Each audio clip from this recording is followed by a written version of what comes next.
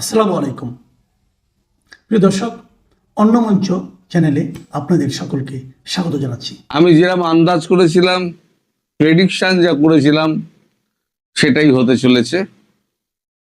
গেরুয়া ঝড়ে তৃণমূল উড়ে গেল। এখন আমি দুপুর 12টার সময় রেকর্ডিং করছি, একটু দেরি করে রেকর্ডিংটা করলাম। তাতে এখন দেখা যাচ্ছে যে অ্যাবসোলুট মেজরিটি বিজেপি পেয়ে গেছে। 148টা পেলে মানে অ্যাবসোলুট মেজরিটি হয়, বিজেপি 163টা পেয়ে গেছে, তৃণমূল কংগ্রেস 105টা। এখন সবে 7th রাউন্ড গোনা হচ্ছে, 25টা রাউন্ড গোনা হবে। এই যে 105টা আছে, এই 105টা কিন্তু নামতেও পারে, আবার উঠতেও পারে। তবে বিজেপির ভোটটা আর নামবে না। এই কারণে নামবে না যে বিজেপি এবার যে এলাকাগুলোই ঢুকছে কাউন্টিং এ, সেগুলো পুরো হিন্দু কনসোলিডেটেড এলাকা। আমি বলেছিলাম না, ভোটটা ভাগ হয়েছে 3টে ভাগে। হিন্দুরা একজোট হয়ে গেছে, মানে মমতার অত্যাচারে, উচ্ছৃঙ্খলপনতায় এবং তার বিহেভিয়ারাল যে ক্যারেক্টার, তাতে মানুষ একেবারে তিতিবিরক্ত হয়ে গেছে। আর বলেছিলাম সে মুসলিম ভোটটা ভাঙবে। একটা হুমায়ুন কবির একটা ভোট কাটবে, একটা কাটবে ফুরফুরা শরীফের পীরজাদা একটা ভোট কাটবে, আর একটা ভোট কাটবে আইএসএফ এর নওশাদ সিদ্দিকী। তার মানে 30%-এর যে একটা অ্যাডভান্টেজ তৃণমূল নেত্রী ছিল, সে অ্যাডভান্টেজটা আর এইবারে নেই। কারণ তৃণমূলের সবাই মনে করছে যে আমরা তৃণমূল নেত্রী দ্বারা আমরা প্রতারিত হয়েছি। উনি যে সমস্ত কথাবার্তা আমাদের বলে গেছেন, মানে শপথ করেছেন যে এটা করব, ওটা করব, সেটা করব, উনি কোনটাই করেন।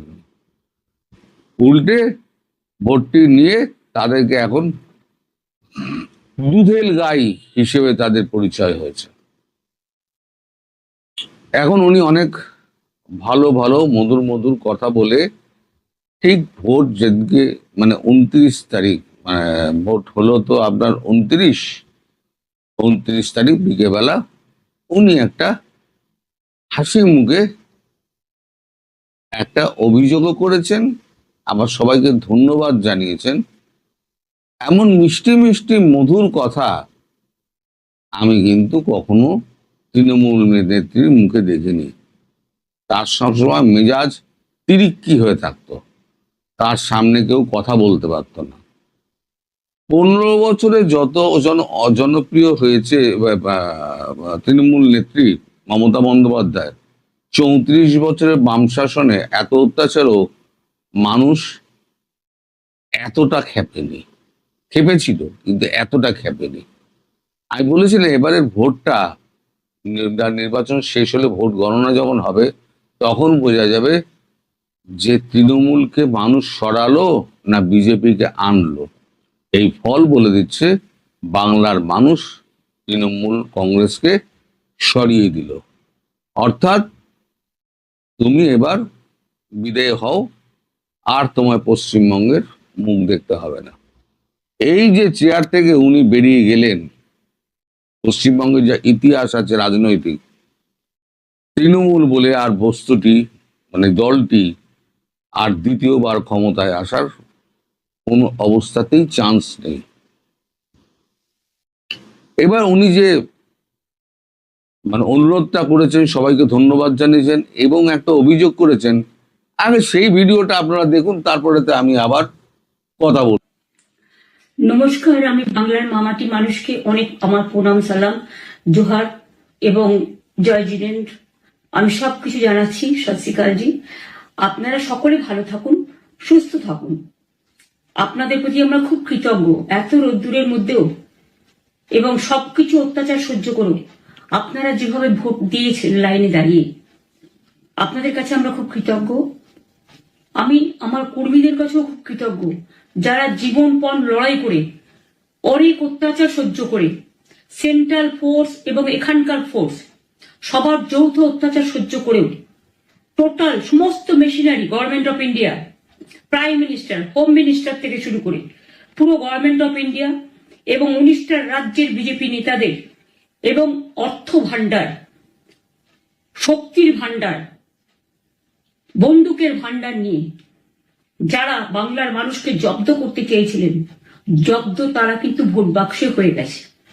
আমি আপনাদের নিশ্চিন্ত করে বলতে চাই, যেটা টিভিতে দেখাচ্ছে এটা বিজেপি অফিস থেকে কালকে বেলা 1:08 সার্কুলেট করেছে এবং টাকা দিয়ে বলেছে যাতে এটা দেখানো হয়। তার কারণ হচ্ছে আমার কাছে স্পেসিফিক ইনফরমেশন এসছে 1:08 আমি কোনো একটা প্রেস মিডিয়ার থ্রুতে পেয়েছি এবং সেই ইনফরমেশনে দেখা যাচ্ছে তারা পরিষ্কার বলছে ফোর্সফুলি তোমায় করতে হবে, এটা তোমাকে এর মধ্যে যাওয়া যাবে না। কারণটা আসলে জানেন আপনারা, আমরা 200-300 পেয়ে যেতে পারি, 226 ক্রস করবো 2026-এ। মানুষ যে বিপুল ভাবে ভোট দিয়েছে, আমার তাদের প্রতি পুরো ভরসা, বিশ্বাস, আস্থা আছে। দেখলেন কত মিষ্টি মিষ্টি মিষ্টি মিষ্টি কথা বলছেন উনি। শেষে একটা এক্সিট পোল যেটা দেখানো হচ্ছে বিভিন্ন এতে, ভোট হয়ে গেলে তখন আমাদের নিয়ম হচ্ছে ভোটের আগে এক্সিট পোল দেখাতে পারবে না, ভোট শেষ হয়ে যাবে তারপরে তুমি এক্সিট পোল দেখাও। এই এক্সিট পোল নাকি কেন্দ্রীয় সরকার বিভিন্ন টিভিকে পয়সা দিয়ে তিনি এক্সিট পোল করিয়েছেন অমিত শাহ এবং নরেন্দ্র মোদী। এটা হচ্ছে ওনার অভিযোগ। তা উনি একবারও বললেন না যে আমি যে যে অপরাধগুলো করেছি, মহিলা মুখ্যমন্ত্রী হিসেবে আমি সিংহাসনে বসে মহিলাদের ওপরে যে নৃশংস অত্যাচার করেছি, আরজি কর থেকে আরম্ভ করে আপনার ওই বিজ্ঞান কলেজেরই অধ্যাপিকার ধর্ষণ নির্যাতনের কাণ্ড পর্যন্ত প্রত্যেক কটাই উনি আড়াল করেছেন। তার রাজত্বকালে সব থেকে বেশি অসুরক্ষিত হয়েছেন মহিলারা। আরজি করে যে অভয়া, যে মেয়েটি, ডাক্তার মেয়েটি টিফিন খেতে গেছিল, আধ ঘন্টা না 45 মিনিটের মধ্যে সে একটু ঘুমিয়ে পড়েছিল, তাকে ধর্ষণ করে পেলভিস পর্যন্ত ভেঙে দিয়েছিল। যদি না বুঝতে পারেন যে কোনো ডাক্তারের কাছে জিজ্ঞেস করবেন, আমি আর ভিডিওতে সেটা ব্যাখ্যা করতে চাই না, মহিলারা দেখেন বলে আমি সেটা ব্যাখ্যা করব না। পেলভিস পর্যন্ত ভেঙে দিয়েছিল। রাতারাতি তিনি কি করলেন, সমস্ত তথ্য প্রমাণ একেবারে লোপাট করে বডিকে 3 ঘন্টার মধ্যে পোস্টমর্টম করে জ্বালিয়ে দিলেন, যাতে কোনো রকম প্রমাণ না থাকে। সিবিআই এসে কি করবে? বডি যদি না থাকে, যেখানে রেপ হয়েছে সেখানে যদি একবারে ধ্বংসস্তূপ করে দেয়, তাহলে সিবিআই এসে কি করবে, এনআইএ এসে কি করবে? তদন্ত তো হয় আপনার তথ্য প্রমাণের ভিত্তিতে, সার্কামস্টেন্সিয়াল এভিডেন্সের ভিত্তিতে। সে তো সব উড়িয়ে দিয়েছে। তো এইভাবে উনি সাধারণ মানুষকে পিষেছেন, মহিলাদের অত্যাচার করেছেন। এবারেতে চুরি, ডাকাতি, বালি থেকে পাথর পর্যন্ত সব, চাকরি চুরি,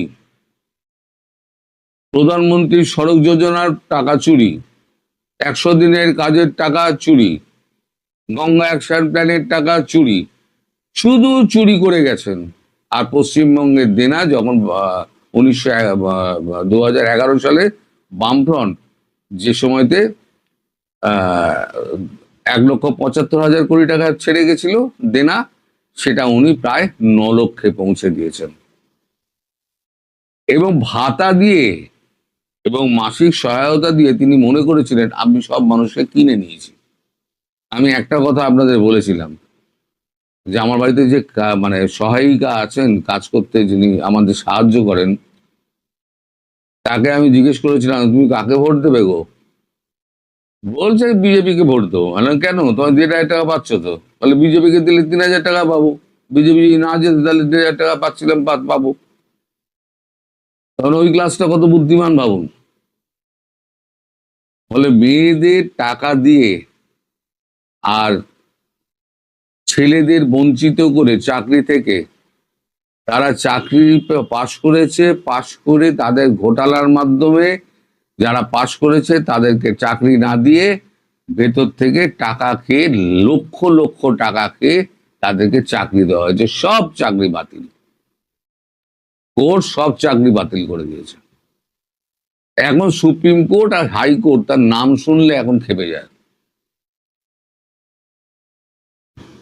এখন আমি শেষে একটা ভিডিও জুড়ছি। উনি বোধহয় সম্ভবত বুঝতে পেরেছিলেন বছরখানেক আগে যে ওনাকে চলে যেতে হবে। সবার আগে বাংলাদেশ নাকি সবার আগে ক্ষমতা, এই প্রশ্নটা এখন ঘুরে ফিরে সামনে আসছে। কারণ বর্তমান প্রধানমন্ত্রী জনাব তারেক রহমান তার প্রতিপাদ্য স্লোগানে বলেছেন সবার আগে বাংলাদেশ। তার পূর্বে যিনি ক্ষমতায় ছিলেন ডক্টর মোহাম্মদ ইউনূস, তিনি বলেছিলেন বাংলাদেশ কারো কাছে যাবে না, বাংলাদেশের কাছে সবাই চলে আসবে। এই দুটি প্রতিপাদ্য বিষয়ের বাস্তব চিত্র কি সেটা নিয়ে আজ খুব সংক্ষেপে কয়েকটি কথা বলবো। ত্রয়োদশ জাতীয় সংসদ নির্বাচন অনুষ্ঠানের মাত্র 5 দিন পূর্বে তড়িঘড়ি করে একটা নন ডিসক্লোজার এগ্রিমেন্ট হয়েছে বাংলাদেশের সঙ্গে আমেরিকার। কি দরকার ছিল? 5 দিন পরে তো একটি নির্বাচিত সরকার আসবে, কেন এত তড়িঘড়ি? বিশ্লেষকদের বক্তব্য, যে শর্তে, যে চুক্তিতে ইউনূসকে একটি রাষ্ট্র ক্ষমতায় বসিয়েছিল, তাদের সেই শর্ত, তাদের সেই চুক্তি পূরণের জন্যই এই এগ্রিমেন্ট করা হয়েছে। এই নন ডিসক্লোজার এগ্রিমেন্টে সবচেয়ে বড় উল্লেখযোগ্য বিষয়, আমেরিকার থেকে বোয়িং অর্থাৎ বিমান সহ অপরাপর সামগ্রী কিনতে হবে এবং কোনো দর কষাকষি করা যাবে না। তারা যে দরে দিয়ে দেবে, যে মূল্যে দিয়ে দেবে, সেটাই কিনতে হবে। আমাদের প্রয়োজনীয় সামগ্রী বৃহৎ রাষ্ট্র চীন এবং রাশিয়া থেকে আমরা কিনতে পারবো না তাদের অনুমতি ছাড়া। অর্থাৎ আমার মাথার উপরে তার সার্বভৌমত্ব, তার হুকুম, তার খবরদারি, আমি তার গোলামিতে। অর্থাৎ আমার নিজের কোনো স্বকীয়তা থাকবে না এবং এমন মূল্যে মালামাল কিনতে হবে যার চেয়ে অনেক কম মূল্যে আমরা বাইরের থেকে কিনতে পারি। ধরুন যদি গমের কথা বলি, বিদেশ থেকে আমরা বাজার যাচাই বাছাই করে কম মূল্যে গম আনতে পারবো, তা কেনা যাবে না, আনতে হবে তাদের কাছ থেকে। কৃষি জাতীয় পণ্য আনতে হবে তাদের কাছ থেকে। আমার যদি বিমানের প্রয়োজন হয় বোয়িং, আমি দর কষাকষি করে ফ্রান্স সহ অন্যান্য দেশ থেকে আনতে পারতাম, তা পারবো না। তারা যে মূল্য নির্ধারণ করে দেবে সেই মূল্যে তাদের কাছ থেকে আমার আনতে হবে। সবচেয়ে ডেঞ্জারাস, অন্য কোনো দেশের থেকে খুব প্রয়োজনীয় কিছু কিনতে গেলে তার অনুমতি নিতে হবে। তাহলে আমার স্বাধীনতা, আমার সার্বভৌমত্ব কোথায়? এটাকে বলে গোলামি চুক্তি। আমাদের দেশে এক শ্রেণীর মানুষ সবসময় স্লোগান দিয়ে বলতেন, আজাদি না গোলামি, গোলামি না আজাদি, দিল্লি না ঢাকা। তারা কখনো স্লোগান দিয়ে বলেন নাই ইসলামাবাদ নাকি ঢাকা, ঢাকা না আমেরিকা, তারা বলেন নাই। সেই মানুষগুলো কিন্তু এখন পার্লামেন্টে অনেকে গেছেন, অনেকে পার্লামেন্টের বাইরে আছেন। তাদের মুখে কুলুপ এঁটে বসে আছে। তারা কেউ বলছে না যে এ জাতীয়টা ভয়ঙ্কর চুক্তি নিয়ে টেলিভিশনে, পত্র পত্রিকায়, বিভিন্ন মিডিয়ায় আলোচনা হচ্ছে, এটা সংসদে নিয়ে আসা হোক। সংসদে আনার জন্য বিধান আছে, একটা নোটিশ দিলে এটা নিয়ে আলোচনা করতে সংসদ বাধ্য। কেউ কথা বলছে না, না জামাত ইসলামী, না এনসিপি, না অন্যান্যরা। এমনকি সোচ্চার হয়ে থাকা জুনায়েদ সাকি, আন্দালিব রহমান পার্থ, তারাও মুখে কুলুপ এঁটে বসে আছেন। কেউ কোনো কথা বলছেন না, যারা সবসময় বলতেন আজাদি না গোলামি। এখন যে গোলামি চুক্তিটা হলো, এ নিয়ে কেউ কথা বলছেন না। একমাত্র সংসদ সদস্য ব্যারিস্টার রুমিন ফারহানা কথা বলতে গেলে তাকে টেকনিক্যালিটি দেখিয়ে স্পিকার তার আলোচনা বন্ধ করে দেন। তিনি নোটিশ দিতে গেলে যে নোটিশে সমর্থক দরকার, সেই সমর্থক হয়তো তার নেই, কিন্তু তারপরে রুমিন ফারহানা চেষ্টা করেছেন। এ জাতীয় চুক্তি করতে হলে রাষ্ট্রের রাজনৈতিক প্রতিনিধিত্ব নির্বাচিত সরকার হতে হয়। ইউনূস সরকার কি তা ছিলেন? খুবই ইম্পর্ট্যান্ট কথা। শেখ হাসিনা দেশ ছাড়ার পরে রাষ্ট্রপতি শাহাবুদ্দিন সুপ্রিম কোর্টে একটা রেফারেন্স পাঠিয়ে বলেছিলেন অন্তর্বর্তীকালীন সরকার গঠন করতে চান। সুপ্রিম কোর্ট অত্যন্ত সতর্কতামূলকভাবে বলেছে, অন্তর্বর্তীকালীন ব্যবস্থা হিসাবে জরুরি নির্বাহী কার্য সম্পাদনের জন্য রাষ্ট্রপতি, প্রধান উপদেষ্টা, অন্যান্য উপদেষ্টা নিয়োগ এবং তাদের শপথ পড়াতে পারেন। মনে রাখবেন, জরুরি নির্বাহী কাজের জন্য। বিদেশের সঙ্গে এ জাতীয় বড় একটা চুক্তি কি জরুরি নির্বাহী কাজের আওতায় আসে? অবশ্যই না। তার কাজটা ছিল রুটিন ওয়ার্কটা, যেটা আর্জেন্ট এক্সিকিউটিভ ফাংশন, কেবলমাত্র সেটা। তার বাইরে গিয়ে করেছেন। 5 দিন পরে নির্বাচিত সরকার আসবে, তাদের জন্য অপেক্ষায় রাখলেন না ডক্টর মোহাম্মদ ইউনূস। তিনি লন্ডনের চাথাম হাউসে বিবিসি সাংবাদিকরা যখন বলছিল তড়িঘড়ি করে কেন বিভিন্ন চুক্তি আপনি করছেন, তখন তিনি বলছিলেন বাংলাদেশের লোকরা এসব বোঝে না, তারা টাকা পেলেই ভোট দিয়ে দেয়। অর্থাৎ ভোটারদের অসম্মান করে ভোটাররা বোঝেন না, উনি সব বোঝেন। এইভাবে উনি এই চুক্তি করে গেলেন। দ্বিতীয়ত, এই চুক্তির বিষয় মহামান্য রাষ্ট্রপতিকে জানাতে হবে, এটা সাংবিধানিক বিধিবিধান, বাধ্যতামূলক বিধিবিধান। মহামান্য রাষ্ট্রপতি জনাব শাহাবুদ্দিন বলেছেন অতি সন্তর্পণে এগুলো করা হয়েছে, তাকে কিছুই জানানো হয়নি।